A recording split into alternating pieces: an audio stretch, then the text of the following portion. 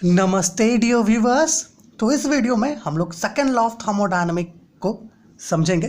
एक छोटा सा अंडरस्टैंडिंग लेंगे सेकेंड लॉ ऑफ थर्मोडायनामिक का। तो ऐसे तो सेकेंड लॉ ऑफ थर्मोडायनामिक में केल्विन का अलग स्टेटमेंट होता है, केल्विन प्लैंक का अलग स्टेटमेंट है, क्लाउजेस का अलग स्टेटमेंट है। लेकिन बाद में केल्विन और प्लैंक ये दोनों का मिला हुआ एक स्टेटमेंट आया, तो हम लोग दो ही स्टेटमेंट को यहाँ पर डिस्कस करेंगे, केल्विन प्लैंक स्टेटमेंट और क्लाउजेस स्टेटमेंट। ठीक है, तो अगर केल्विन प्लैंक स्टेटमेंट की बात की जाए तो केल्विन प्लैंक स्टेटमेंट जो है डायरेक्टली हीट इंजन पर बेस्ड होता है, और क्लाउजेस स्टेटमेंट जो है डायरेक्टली, ऐसा कहें यहाँ पर आप इसे हीट पंप लिख लीजिए, है ना, ये डायरेक्टली हीट पंप या रेफ्रिजरेटर पर बेस्ड होता है। ठीक है, तो चलिए सबसे पहले केल्विन प्लैंक स्टेटमेंट को समझते हैं। देखिए, केल्विन प्लैंक स्टेटमेंट हमें ये बताता है कि ऐसा कोई भी हीट इंजन कंस्ट्रक्ट करना पॉसिबल नहीं है जिसका इफिशियंसी 100% हो। ठीक है, ये गलत है। किसी का इफिशियंसी 100% नहीं हो सकता, ऐसा कोई भी हीट इंजन नहीं है। मतलब है कि जो वर्किंग सब्सटेंस है इस हीट इंजन में, ये कुछ अमाउंट ऑफ हीट ऑब्जॉर्व करता है, हम जानते हैं। उस अमाउंट ऑफ हीट से वो कुछ वर्क डन करता है और कुछ अमाउंट ऑफ हीट रिजेक्ट कर देता है। तो केल्विन प्लैंक स्टेटमेंट का कहना ये है कि जो अमाउंट ऑफ हीट ये रिजेक्ट करता है, ऐसे यहाँ पर हमने इसे Q2 लिया है, तो ये Q2 जो है कभी भी 0 से इक्वल नहीं होगा। ठीक है, अगर ये 0 से इक्वल होगा अगर, तो इसका मतलब ये है कि जितना अमाउंट ऑफ हीट वो ऑब्जॉर्व कर रहा है वो सारे अमाउंट को वर्क डन में कन्वर्ट कर रहा है।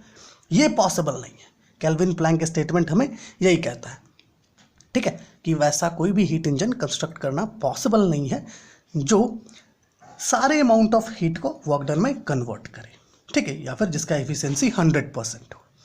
अब चलिए क्लाउजेस स्टेटमेंट की बात करते हैं।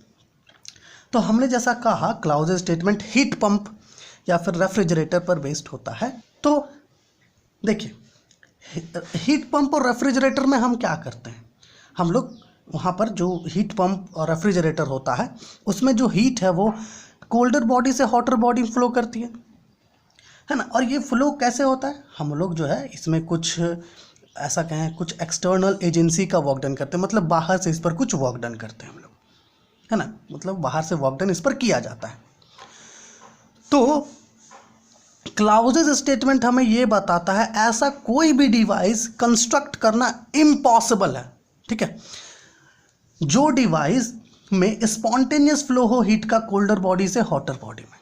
ठीक है, अगर उस पर जो एक्सटर्नल वर्क है, मान लीजिए इस केस में अभी इस पर जो एक्सटर्नल वर्क है W, ये 0 हो, है ना, इस पर बाहर से किसी भी तरह का कोई वर्क डन नहीं किया जा रहा है, तो इस केस में जो स्पॉन्टेनियस फ्लो होगा कोल्डर बॉडी से हॉटर बॉडी, ये इम्पॉसिबल है। क्लाउजेस स्टेटमेंट यही कहता है। अगर वहाँ पर कोई एक्सटर्नल एजेंसी काम नहीं कर रही है तो उस केस में जो कोल्डर बॉडी से हॉटर बॉडी हीट जाएगी, ये पॉसिबल नहीं है।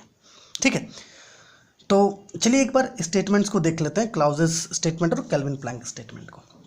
देखिए, Kelvin Planck statement, it is impossible to construct an engine which is operating in a cycle will produce no other effect than extraction of heat from a reservoir and the performance of an equivalent amount of heat, है ना।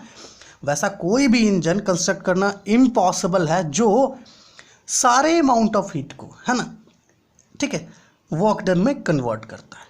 ठीक है, कुछ ना कुछ amount of heat को उसे colder body को रिजेक्ट करना ही होगा। ठीक है, तो चलिए अब क्लाउजेस स्टेटमेंट को देख लेते हैं। क्लाउजेस स्टेटमेंट देखिए क्या कहता है, it is impossible to construct a device which is operating in a cycle will produce no other effect than transfer of heat from a colder body to hotter body. देखिए, वैसा कोई भी, है ना, डिवाइस कंस्ट्रक्ट करना impossible है जो दो टेम्परेचर डिफरेंसेस के बीच वर्क करे। ठीक है, और वहाँ पर जो हीट है वो कोल्डर बॉडी से हॉटर बॉडी फ्लो करे। ये फ्लो करेगा जब हम लोग यहाँ पर कोई एक्सटर्नल एजेंसी से वर्क डन करवाएंगे, तब ऐसा ये पॉसिबल होगा।